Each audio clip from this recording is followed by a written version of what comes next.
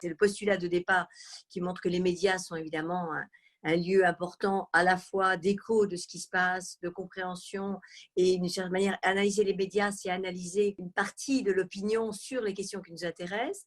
Et évidemment, l'autre préoccupation qui est celle de Reporters d'espoir, c'est est-ce que les médias traitent ces sujets de telle sorte que l'on a envie d'agir ou qu'au contraire, on se couche et on pleure ou alors on continue à aller à la pêche. Donc voilà, ça me semble important d'étudier les médias, évidemment, et de le faire d'une manière scientifique, c'est-à-dire sortir des fantasmes concernant et les médias et la question, c'est-à-dire aller vérifier si on en traite, comment on en traite, pour revenir sur beaucoup d'idées fausses sur les médias. Si les idées fausses, c'est à la fois on n'en parle jamais ou on en parle tout le temps, ou bien les médias sont manipulés, ou bien les médias ne comprennent rien à ce qui se passe. Enfin, donc, il y a une vision très critique des médias. Donc, c'est important d'aller vérifier la manière dont les médias abordent des sujets qui nous concernent. Et c'est ce que nous voulons faire, Reporters d'espoir. Donc, j'ai participé, et je les en remercie, à la réflexion méthodologique, parce qu'évidemment, je crois que nous sommes tous conscients que la méthode, d'une certaine manière, détermine les résultats, et que ça ne sert à rien d'aller étudier quelque chose si on a des biais enfin, qui modifient complètement les résultats. Donc, le fait d'avoir voulu opérer cette étude avec beaucoup de précautions méthodologiques me semble extraordinairement importante et ça a été le cas. De la même manière que d'aller comparer les médias me semble aussi extrêmement important. Cela permet de relativiser et aussi de montrer qu'il y a une logique médiatique et je trouve que c'est aussi ce que montre cette étude, c'est-à-dire qu'il existe un fonctionnement interne des médias qui fait qu'on s'aperçoit que quels que soient les médias, ils sont influencés par les mêmes événements, par les mêmes tendances, par les mêmes demandes, par les mêmes offres. Et là, c'est ce que corrobore cette étude tout à fait intéressante. Alors, sortir des médias, sortir des fantasmes, permettre la comparaison dans les médias, dans le temps et sur les sujets. Donc, dans le temps, vous l'avez fait et je trouve que c'est tout à fait instructif. Sur les sujets, c'est le plus difficile. Hein, c'est de savoir si, quand on a 12% ou 1%, est-ce que c'est beaucoup, est-ce que c'est pas beaucoup? C'est extrêmement difficile de le savoir. Il faudrait pouvoir comparer. Est-ce qu'on traite beaucoup de la question de l'environnement et du climat? Il faudrait le savoir en comparant avec l'économie, les affaires internationales. Mais à la limite, on voit bien qu'il n'y a pas de sujet totalement comparable. Donc, je crois que la comparaison dans le temps et dans les médias, déjà, est extrêmement parlante. Le paradoxe, me semble-t-il, très important. Les paradoxes de cette étude sont tout à fait montrent que, à la fois, c'est un sujet qui intéresse et que 1%, c'est beaucoup. 1% d'heures et d'heures de programmes à la télévision, 1% de millions de signes dans la presse écrite et de mots dans la presse radio, c'est énorme. Et même si 1% en soi, ça ne paraît pas beaucoup, en réalité, c'est tout à fait significatif. Et c'est significatif quand on voit que ces 1% vont devenir 12%. C'est-à-dire que l'évolution dans le temps à partir de la COP21 est tout à fait significative et montre qu'il y a une prise de conscience dont les médias témoignent. L'autre élément important, me semble-t-il, c'est le fait que le vecteur de l'intérêt passe par l'événement, hein, la COP21, et également par la personnalisation. Et ça, c'est vrai de tous les événements historiques.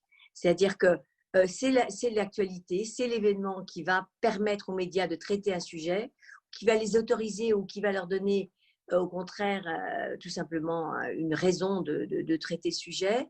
Et pour les analystes, ça peut être considéré comme anecdotique, désagréable, pénible, mais on retrouve cette logique dans tous les événements, sur tous les sujets. C'est-à-dire qu'on passe à la fois par l'événement monstre, comme disait Nora, par l'actualité, qui va, encore une fois, être le moyen d'aborder un sujet, et par la personnalisation. Et donc, la COP21, Greta Thunberg, les grands discours, les grandes catastrophes sont les moyens de traiter ces sujets. On peut le déplorer, on peut espérer que ces sujets seraient abordés avec comment dirais-je, des sujets, enfin des prétextes moins anecdotiques, mais c'est comme ça et c'est vrai apparemment de tous les sujets. Alors, la question, l'autre complexité, paradoxe, c'est la question du climat par rapport aux solutions. Et là, on voit bien que s'il y a un sujet qui ne se prête pas à trouver des solutions, me semble-t-il, c'est la question du climat. Si on l'a déjà vu dans d'autres sujets, la question de l'environnement et des solutions est assez facile à régler. Et même au contraire, on trouve que ce thème du journalisme de solutions est assez bien bien pris en compte avec la question de l'environnement. Une question d'environnement peut assez facilement trouver sa solution. Le problème des déchets, il suffira de trier. Le problème de la santé, changement de produits. En ce qui concerne, donc on voit bien que, et on l'avait montré à travers les prix ou bien à travers les livres qu'avait mis en avant Reporter d'Espoir, la question du journalisme de solution est assez efficace en ce qui concerne la question de l'environnement. Avec le climat, je trouve qu'on traite une question assez différente.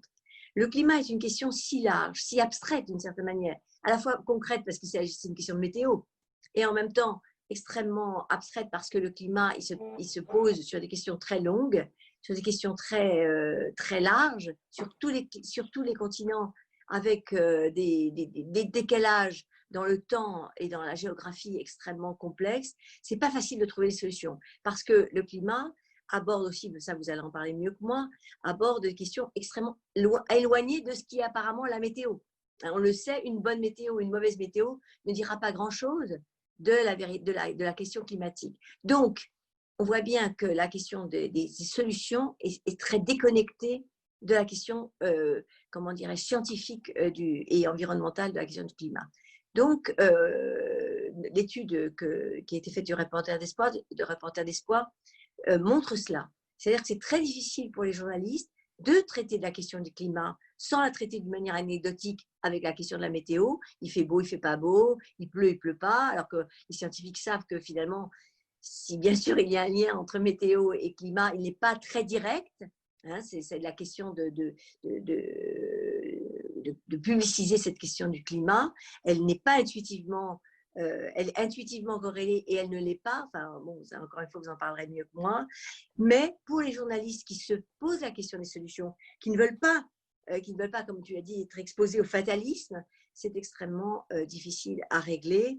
Et on le voit, si la question environnementale explose dans les médias, hein, de 5 à 12% ou de 0 à quelque chose, en ce qui concerne les questions qui touchent au journalisme de solutions, eh bien, c'est particulièrement difficile, me semble-t-il, et on comprend bien que comment dirais-je, le caractère à la fois intuitivement incompréhensible du réchauffement climatique et en même temps